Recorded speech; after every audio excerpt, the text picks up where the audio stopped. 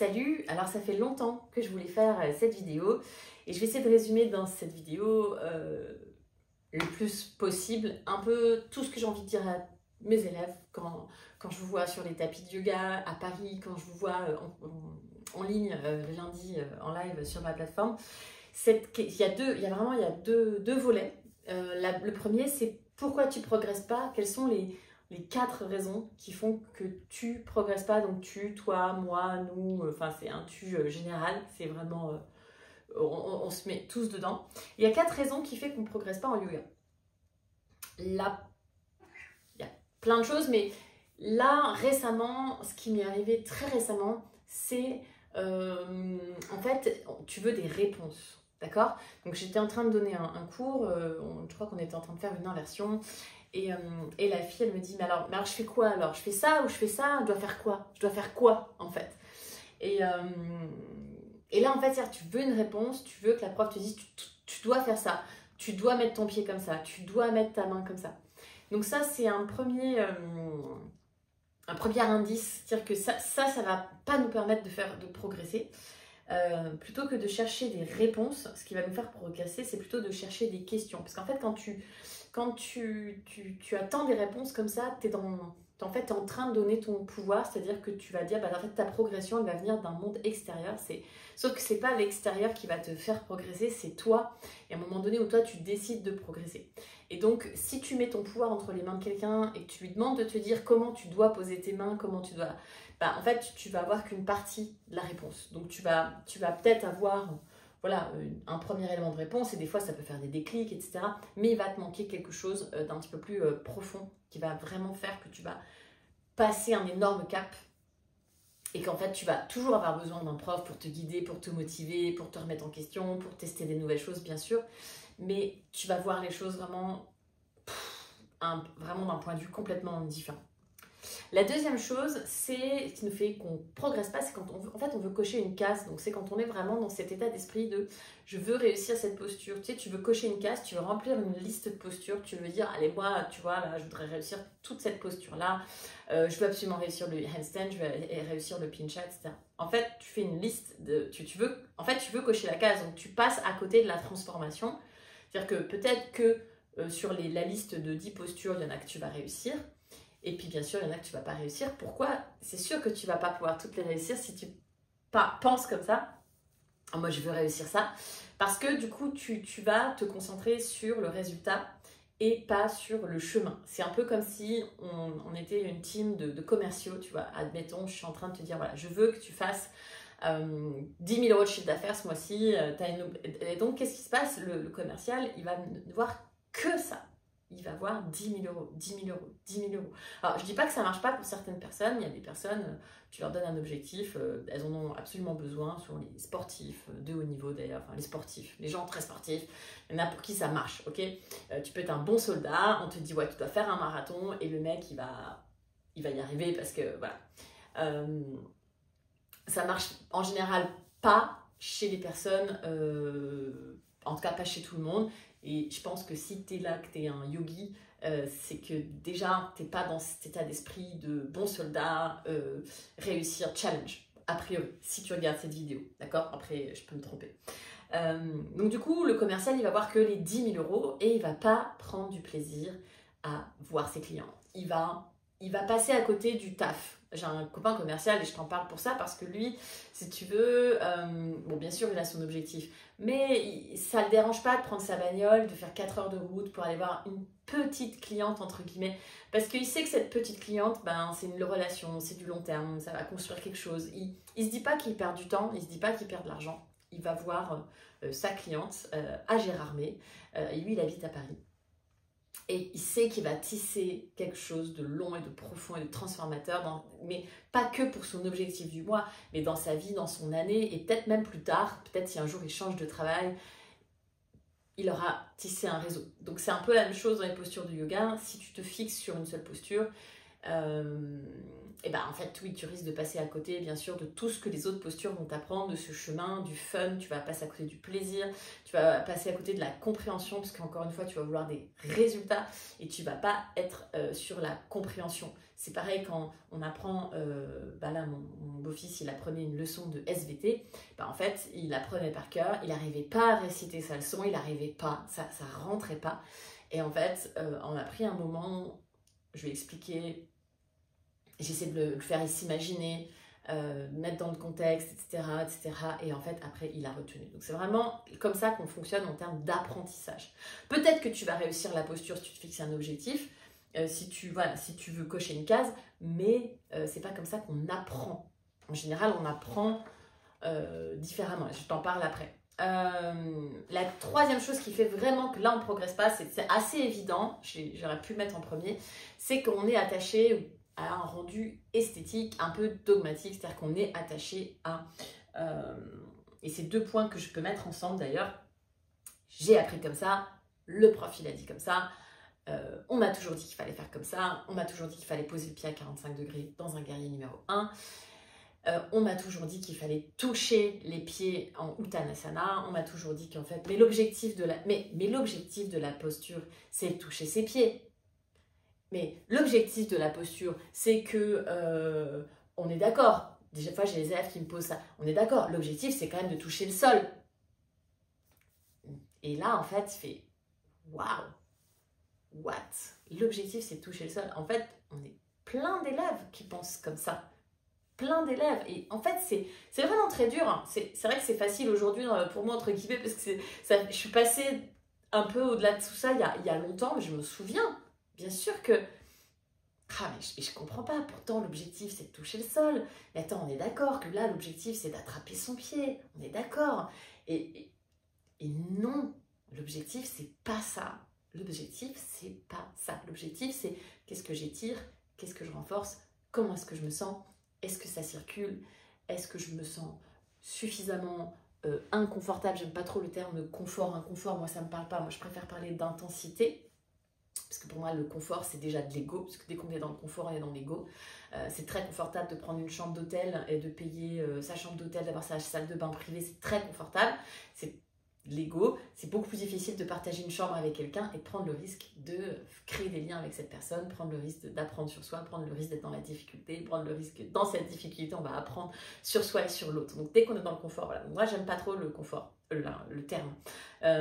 Oui, l'objectif, ce n'est pas de toucher tes pieds. Bien sûr, l'objectif, c'est d'étirer quelque chose, c'est de renforcer quelque chose, c'est de prendre conscience de quelque chose, c'est d'essayer de trouver des bandas quelque part. Donc, les bandas, c'est facile à dire, les 3 bandas, mais il faut quand même beaucoup de subtilité, développer beaucoup de subtilité pour sentir c'est quoi vraiment, qu'est-ce que ça veut vraiment dire ces bandas. Moi, j'ai l'impression que ça fait 8 ans que j'enseigne le yoga et j'ai l'impression aujourd'hui je me rappelle au mois d'août, j'étais là en mode, ah putain, en fait, c'est ça les bandas, tu vois. Donc, tout ça, c'est, si je m'attache à l'objectif de la posture, c'est attraper ses pieds, c'est sûr que tu ne vas pas progresser. C'est sûr.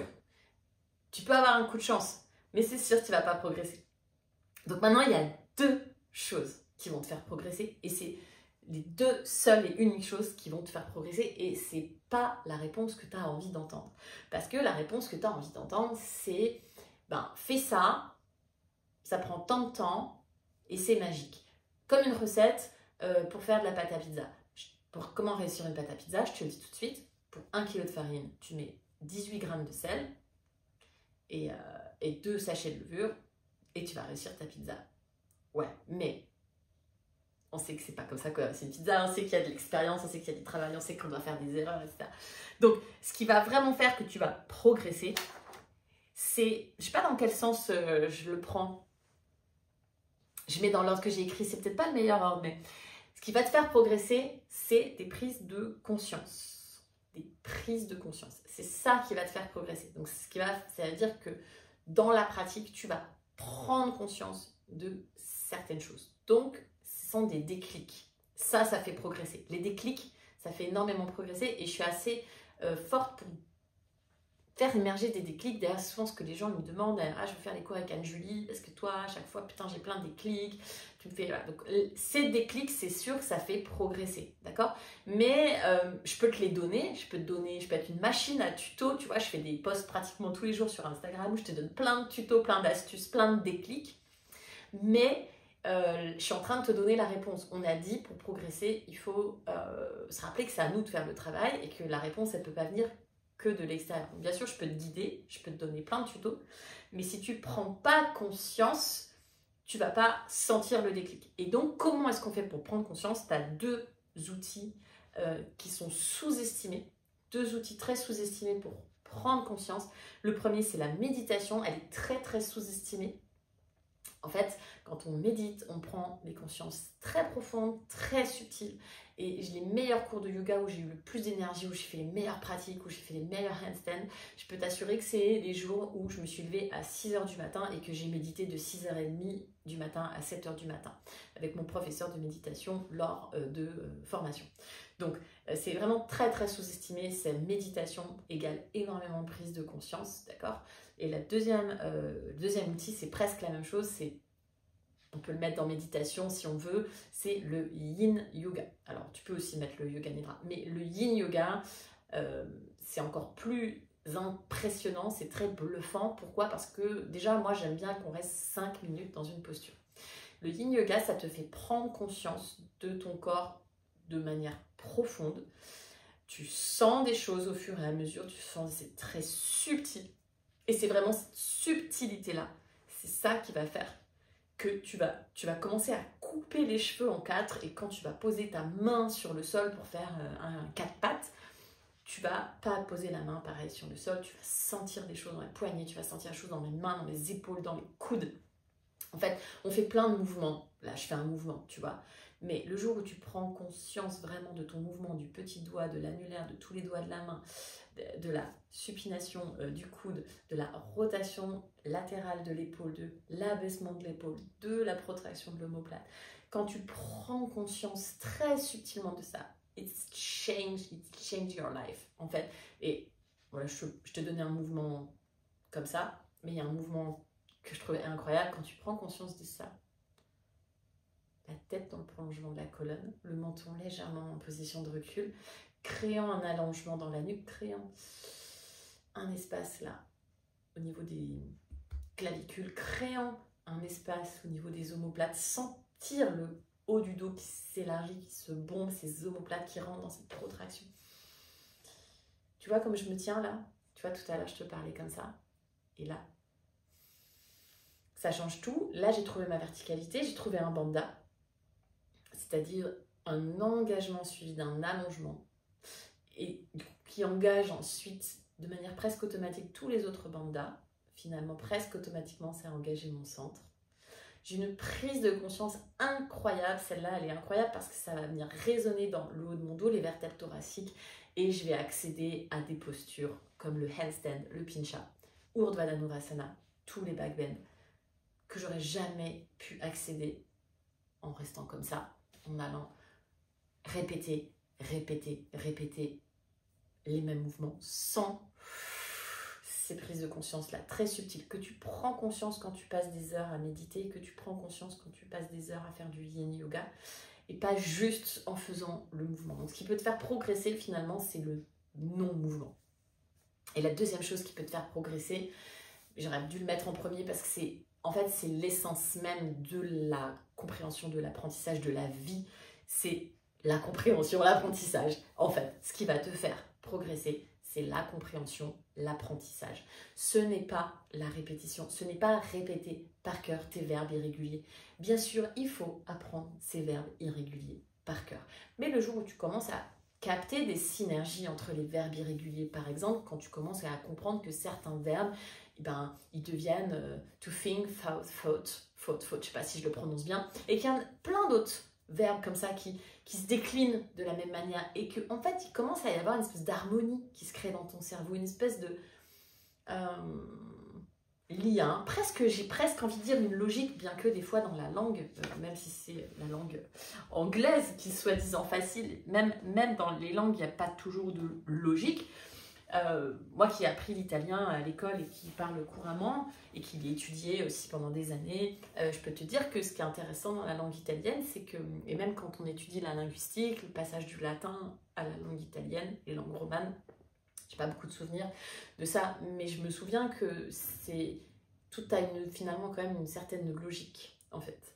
Ce qui fait que parfois tu ne connais pas un mot, mais en fait tu vas le trouver. Okay, donc c'est la même chose en yoga. On peut apprendre 2000 postures par cœur, mais en fait tu vas pas créer des liens entre les postures, puis ça prend beaucoup de temps de les apprendre par cœur, et puis en fait tu vas toujours un peu douter. Alors que si tu comprends la rotation de la hanche dans le guerrier numéro 2, je peux t'assurer que tu vas comprendre la rotation de la hanche dans Parshva Konasana, dans Utthita Trikonasana, dans Ardha Chandrasana, etc. Utthita Hasta Padangusthasana B, Supta Hasta Padangusthasana. Et en fait, tu vas avoir vraiment toute une famille de postures qui va se dessiner. Et ça va prendre du temps et ça va demander à avoir un esprit un peu curieux, un peu tiens, j'ai envie de comprendre les mécanismes. Et ça va passer par des formations, évidemment. C'est là où en fait tu vas passer un cap, c'est quand tu vas faire des formations. Pourquoi? Parce que dans la formation initiale de 100 heures, mais dans d'autres formations, tu vas apprendre l'anatomie. Et donc tu vas sortir aussi de toutes ces idées reçues, de tous ces trucs complètement illogiques. Tu vois, l'anatomie fonctionnelle, c'est-à-dire qu'on s'intéresse à la fonction. Je te donne un exemple, c'est quoi la fonction de la colonne vertébrale? À quoi elle sert, la colonne vertébrale? Est-ce que tu sais à quoi elle sert? Il y a plein de gens, on ne sait pas à quoi ça sert. En fait, dans le corps, la fonction vertébrale, la colonne vertébrale, elle te sert à être stable. C'est cette stabilité dans la colonne qui permet le mouvement et la mobilité dans le reste du corps, le bras, la tête. Le haut de la colonne vertébrale est plus mobile parce que ça sert à regarder ce qui se passe autour de nous. D'accord? Les bras, ça sert à bouger, attraper, faire. Les mains, ça sert à créer, à écrire, à toucher, à créer. On est les seuls animaux de la planète à avoir des mains. Les jambes, ça sert à se déplacer. Mais le tronc doit être stable.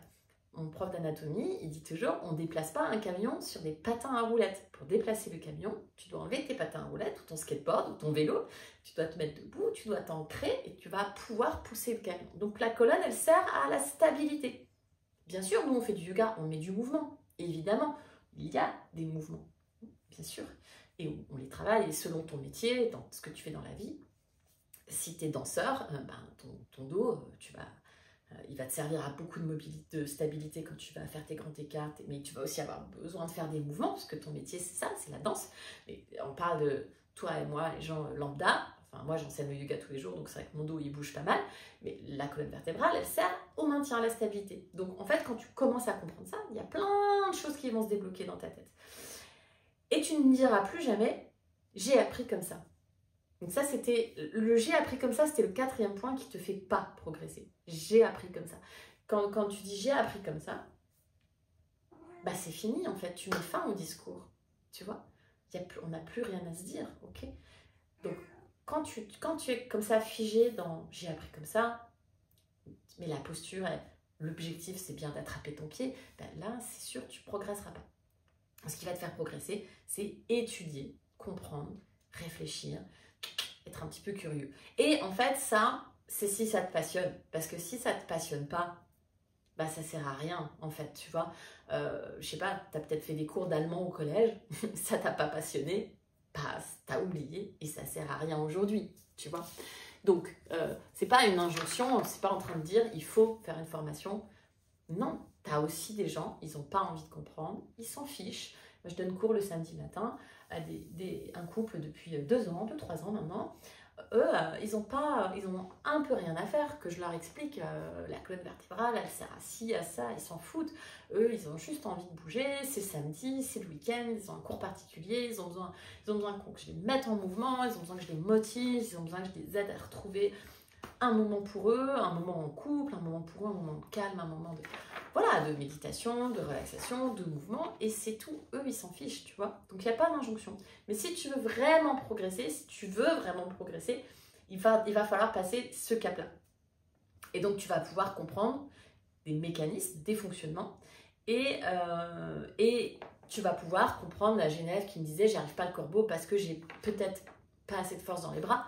Peut-être que tu n'as pas assez de force dans les bras parce que Mais maintenant, tu peux le déterminer parce que je vais t'apprendre un truc aussi dans cette vidéo, les 4 piliers de la mobilité dont je parle très souvent. Le premier pilier de la mobilité, c'est la force, ensuite la souplesse, force et souplesse, souvent on met les deux ensemble.